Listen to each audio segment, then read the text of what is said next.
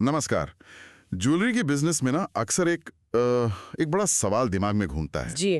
कि ये जो बिक्री हो रही है वो आ कहाँ से रही है। मतलब नए ग्राहक ला रहे हैं या फिर वो पुराने जाने पहचाने ग्राहक ही वापस आ रहे हैं। बिल्कुल। और ये सवाल सिर्फ ऐसे ही नहीं है। इसका सीधा ताल्लुक बिजनेस की स्ट्रैटेजी और उसकी फ्यूचर ग्रोथ से है। पर ये जानना इतना जरूरी क्यों है? मतलब पहली बार में तो यही लगता है ना कि भाई बिक्री तो बिक्री है, कहीं से भी आए क्या फर्क पड़ता है। देखिए, ऊपर से शायद ऐसा लगे, पर रणनीति के लिहाज से इसमें जमीन आसमान का फर्क है। हम्म। अगर डैशबोर्ड ये दिखा रहा है कि भाई नए ग्राहक ज्यादा आ रहे हैं, हम्म। उनका हिस्सा बड़ा है बिक्री में, हम्म। तो ये एक इशारा है कि आपकी जो मार्केटिंग है या ब्रांड अवेयरनेस फैलाने की कोशिशें हैं वो काम कर रही हैं। लोग इसलिए आकर्षित हो रहे हैं। अच्छा। अगर नए ग्राहक लगातार आ रहे हैं और सेल्स बढ़ा रहे हैं, तो शायद ये सिग्नल है कि अब बिजनेस को एक्सपैंड करने का, फैलाने का सही टाइम है। एक्सपैंड मतलब नई दुकानें या ऑनलाइन? हाँ, नए ब्रांच खोलना, नए मार्केट्स में जाना, ऑनलाइन प्रेजेंस बढ़ाना, ये सब सोचा जा सकता है। अच्छा। अच्छा, और अगर इसका उल्टा हो, हम्म। मतलब पुराने ग्राहक ज्यादा बिक्री ला रहे हो, तो अरे, तब तो ये बहुत ही अच्छी बात है। इसका तो सीधा मतलब है कि आपके ग्राहक आपके प्रोडक्ट से, डिजाइन से और सबसे जरूरी आपकी सर्विस से खुश हैं। हाँ, सर्विस बहुत मायने रखती है। बिल्कुल, वो लॉयल है। और यही लॉयल्टी किसी भी बिजनेस की रीढ़ होती है। ये दिखाता है कि बिजनेस टिकाऊ है, मजबूत है। तो ये डैशबोर्ड सिर्फ ये नहीं बता रहा कि बिक्री कहाँ से आई, नहीं नहीं, बल्कि ये भी गाइड कर रहा है कि बिजनेस को अपनी मेहनत, अपने रिसोर्सेज कहाँ लगाने चाहिए। एकदम सही पकड़ा आपने। ये सीधे सीधे इन्वेस्टमेंट और रिसोर्स एलोकेशन, मतलब संसाधन कहाँ लगाएं, इसमें मदद करता है। सोचिए, अगर नए ग्राहक तो बहुत आ रहे हैं पर टिक नहीं रहे, वापस नहीं आ रहे, तो शायद आपको अपनी कस्टमर सर्विस या प्रोडक्ट क्वालिटी पर ज्यादा ध्यान देना होगा। और अगर नए ग्राहक ही कम आ रहे, तो फिर मार्केटिंग और एडवर्टाइजिंग पर ज्यादा जोर देना समझदारी होगी। तो चलिए सीधे इस new versus old customers dashboard को ही समझते हैं। मान लीजिए मुझे ये जानना है कि मेरी अलग-अलग ब्रांच में कितने नए ग्राहक आ रहे हैं। हाँ, ये बहुत आसान है। देखिए, डैशबोर्ड में कस्टमर टाइप का एक फिल्टर दिया हुआ है। अच्छा। जैसे ही आप उसमें न्यू चुनते हैं, आपको फौरन, तुरंत ही ब्रांच वाइज नए ग्राहकों से जुड़े जो बिल्स हैं, उनका काउंट दिख जाता है। ओके। जैसे ब्रांच 1 में इतने बिल, ब्रांच 2 में इतने। हम्म। और इतना ही नहीं, आप ये भी देख सकते हैं कि इन नए ग्राहकों ने गोल्ड ज्यादा खरीदा या सिल्वर। अरे वाह। अच्छा। और अगर मुझे ये देखना हो कि मेरे पुराने मतलब जो लॉयल ग्राहक हैं वो किस ब्रांच में ज्यादा आ रहे हैं। बस वही फिल्टर को न्यू से बदलकर ओल्ड कर दीजिए। ओके। वही सारी जानकारी, वही ब्रेकडाउन आप पुराने ग्राहकों के लिए दिखेगा। किस ब्रांच में कितने पुराने ग्राहकों के बिल बने, उन्होंने क्या खरीदा वगैरह। और अगर मुझे मान लीजिए दोनों की सीधी तुलना करनी हो, भाई किस ब्रांच में नए ज्यादा हैं, किस में पुराने टिके हुए हैं, ऐसा कुछ? हाँ हाँ, उसके लिए भी ऑप्शन है। सिलेक्ट ऑल कर लीजिए। इससे आपको साइड बाय साइड तुलना मिल जाती है। ब्रांच 1 न्यू बिल्स बनाम ओल्ड बिल्स, ब्रांच 2 न्यू बनाम ओल्ड, और इसी तरह। हम्म। और ये तुलना सिर्फ ब्रांच तक ही सीमित नहीं है। हाँ। आप इसे कई अलग अलग एंगल से देख सकते हैं। जैसे? जैसे आइटम ग्रुप वाइज, क्या नए ग्राहक गोल्ड की तरफ ज्यादा आ रहे हैं या सिल्वर। हाँ, ये जानना जरूरी है। बिल्कुल। लेकिन एक मिनट, मेरे मन में एक सवाल आ रहा है। ये जो नंबर दिख रहा है, जैसे ब्रांच 1 में 318 लिखा है, तो क्या वो 318 अलग-अलग ग्राहक हैं? ये बहुत ही इंपॉर्टेंट पॉइंट आपने उठाया। ये क्लैरिफिकेशन जरूरी है।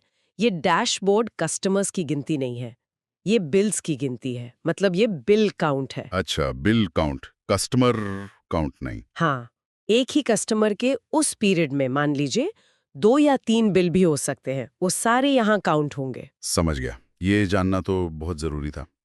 अच्छा, और ऊपर ये डेट रेंज सिलेक्शन क्यों दिया है, न्यू और ओल्ड? तो वो तो कस्टमर की पहचान है ना? यहीं पर एक और नुआंस है जो समझना महत्वपूर्ण है। कोई कस्टमर न्यू है या ओल्ड, ये पूरी तरह से आपके चुने हुए डेट रेंज पर डिपेंड करता है। क्या मतलब, कैसे? देखिए, मान लीजिए कोई कस्टमर जनवरी में पहली बार आया और आपने डेट रेंज सिर्फ जनवरी की सिलेक्ट की है, तो उसका bill new customer bill count में आएगा। ठीक है। लेकिन अगर वही कस्टमर मान लीजिए मार्च में फिर से आता है और इस बार आपने डेट रेंज सिर्फ मार्च की सिलेक्ट की है, तो उस मार्च वाली रेंज के लिए वो ओल्ड कस्टमर बिल काउंट में गिना जाएगा। ओह, तो मतलब न्यू या ओल्ड की डेफिनेशन फिक्स नहीं है, वो रेंज के साथ बदलती है। ये सिस्टम कैसे तय करता है फिर? इसका लॉजिक क्या है? इसका लॉजिक काफी सिंपल रखा गया है। जब आप बिल बना रहे हैं, अगर उसी समय आप सिस्टम में एक बिल्कुल नया कस्टमर क्रिएट करते हैं, एकदम फ्रेश एंट्री, तो उसका बिल जाएगा न्यू कस्टमर बिल काउंट में। अच्छा। लेकिन अगर आप कस्टमर लिस्ट में से किसी एग्जिस्टिंग कस्टमर को सिलेक्ट करते हैं, चाहे वो आपने पहले कभी बनाया हो या शायद पुराने सॉफ्टवेयर से इंपोर्ट किया हो, तो उसका बिल जाएगा ओल्ड कस्टमर बिल काउंट में। अरे, तो इसका मतलब ये हुआ कि अगर किसी ने अपना सारा पुराना कस्टमर डेटा इंपोर्ट किया है, तो वो सारे कस्टमर्स जब भी उनके बिल बनेंगे, वो हमेशा ओल्ड ही दिखेंगे सिस्टम के लिए। बिल्कुल सही। और क्या शहर के हिसाब से भी देख सकते हैं, मतलब सिटी वाइज, कि किस शहर से नए ग्राहक ज्यादा आ रहे हैं? जरूर। शहरवार विश्लेषण आपको बता सकता है कि आपकी मार्केटिंग किस इलाके में ज्यादा असर कर रही है नए लोगों पर।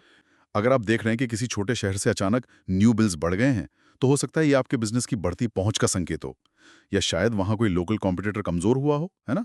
ये एक्सपेंशन की प्लानिंग के लिए एक जरूरी इनपुट है। डॉक्यूमेंट वाइज भी देख सकते हैं, सेल्स बिल में नए ज्यादा हैं या पुराने, रिपेयर बिल का पैटर्न क्या है।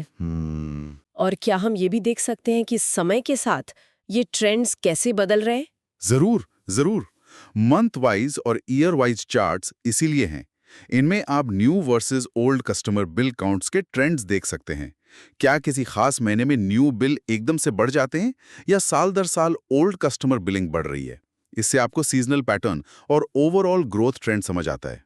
और इसी तरह आइटम वाइज और सप्लायर वाइज ब्रेकडाउन भी हैं, जो मतलब और गहराई में जानकारी देते हैं। और सबसे आखिर में नीचे पूरी कस्टमर लिस्ट दी गई है। अच्छा, पूरी लिस्ट भी है? हाँ जी, जिसे आप ऊपर दिए फिल्टर से न्यू या ओल्ड के हिसाब से फिल्टर करके देख सकते हैं।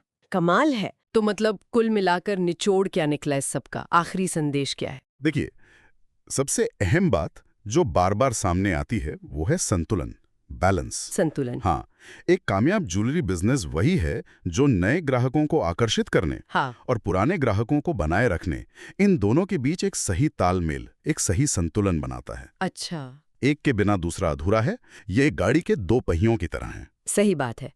तो आज की इस चर्चा का सार यही है कि ज्वेलरी बिजनेस में नए बनाम पुराने ग्राहकों का जो ये डेटा है, इसको समझना सिर्फ आंकड़ों का खेल नहीं है। नहीं, बिल्कुल नहीं। ये तो एक रणनीतिक टूल है जो निवेश से लेकर भविष्य की योजना और बिजनेस की टिकाऊ ग्रोथ तक सब में रास्ता दिखाता है। एकदम सही। जाते जाते बस एक सवाल छोड़ जाते हैं सोचने के लिए। हाँ। इस सारे डेटा को देखकर अब ये सोचना है कि आपके बिजनेस को इस वक्त किस पर ज्यादा फोकस करना चाहिए। क्या और ज्यादा नए ग्राहक लाने की कोशिश करनी चाहिए, या फिर जो आपके मौजूदा ग्राहक हैं, जो लॉयल हैं, उन्हें संभाले रखने और उनसे रिश्ते मजबूत करने पर ज्यादा ध्यान देना चाहिए? ये तो बड़ा जरूरी सवाल है। और ये डैशबोर्ड आपको इसका जवाब ढूंढने में मदद जरूर करेगा।